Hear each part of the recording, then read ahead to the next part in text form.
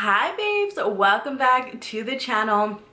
I know it has been quite a while, but let's update you, shall we? So it has now been 4 months since my brachioplasty, and here are some updates. We left off with me starting to feel sharpness and numbness in my arms. I was clear to work out, but if you have been with me since my last surgery, one of the biggest lessons and takeaways that I took was that I started to work out way too early, way too aggressively. Working out is most definitely my therapy, but one of my main goals this time around was definitely to take it easy, switch my goals up, because strength training, and I wanted to genuinely give my arms the opportunity to heal correctly.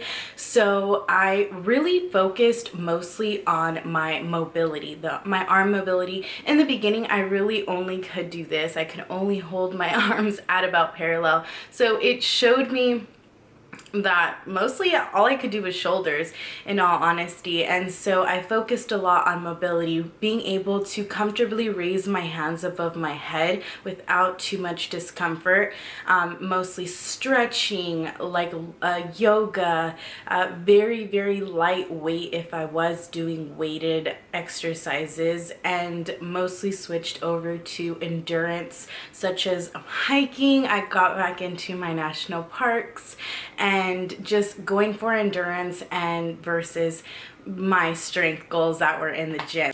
So now that it's been 4 months, I have gone to my final checkup with my doctor. He still says that, of course, I could continue to reschedule and check in with him, but mostly all of that, if I had questions, comments, concerns, I could always FaceTime him, which is an amazing form of care and hospitality on their end. So I'm truly so grateful for that. What we did talk about was how much he wanted me to continue to compress, in which he expressed that he wanted me to still compress at night and a couple hours in the morning. So I still do try my best to sleep at night with it, and a couple hours in the morning, especially when I have slower mornings. Now, I do still find a lot of comfort in compressing just on the days that I have more mobility, or that I do more like have an upper body workout, or I've just been utilizing them a little bit more. It truly feels so good to compress. So I definitely know that that's helping out, helping the swelling and all of that. I am still experiencing a little bit of the numbness and sharpness, mostly on my left arm, which I feel like carries a little bit more of the sensitivity than my right arm, especially more on like the outer part is where I feel more of that sensitivity. But again, it's my nerve endings coming back, and he expressed to me that that is completely normal, and that it just kind of differs with person to person how long they continue to experience that. Getting into my products, I have a couple new ones to share with you guys and a couple ones that you guys have seen before. So as always, my tried and true, my arnica gel. I absolutely still love this, and especially when I feel a little bit more swollen, again on the days where I do a bit much, the arnica gel always comes through.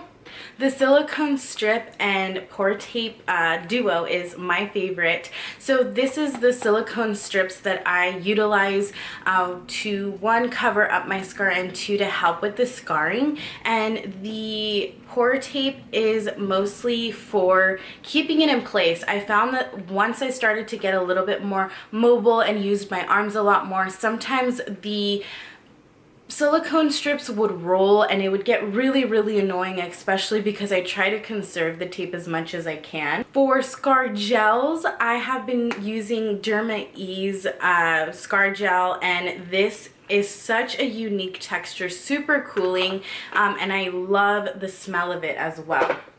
When I am feeling a little bit more tender, a little bit more sensitive, I actually picked up this Wild Thing coconut scented full spectrum lotion that has THCA, THC, CBD.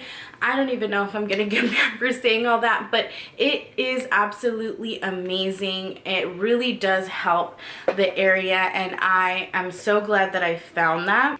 So let me run you guys through my scar care routine.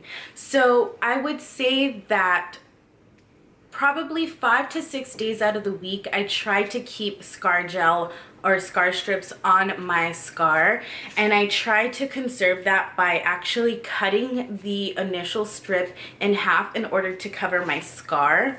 Now, I will keep that on for at least 2 days minimum, and if I can stretch it, if it does well in the shower, then I will continue to keep it on. One, I like the security and safety. Although I know my wound is closed, I like the security of having something over it. Secondly, I'm really trying to work at this scar. Although I am pleasantly surprised with how it's doing, I definitely know that the middle to armpit area is definitely where it's a little bit more darker. So I definitely want to stay consistent so I can see good results from my scar.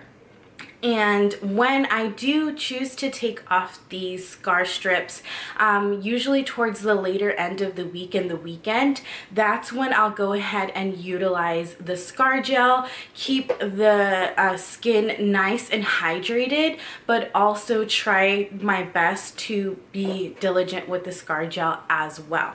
So again, we're doing the scar strips throughout the week, mostly changing them every 2 to 3 days, and on the weekends or on days where I want to give my skin a break is when I'll utilize the scar gel and the Hello Gorgeous Wild Thing lotion. Now, I have been pleasantly surprised with how my scar is doing. My clients and actually my doctor himself is really surprised at how well it's healing and it's doing.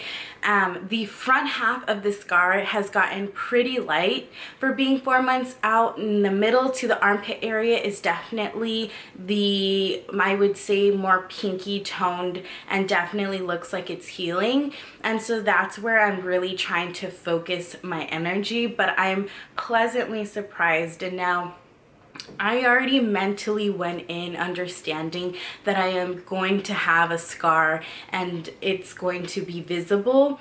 And now it's kind of like a swap, right? Swap the loose skin for the scar. Nonetheless, there's something to see, right?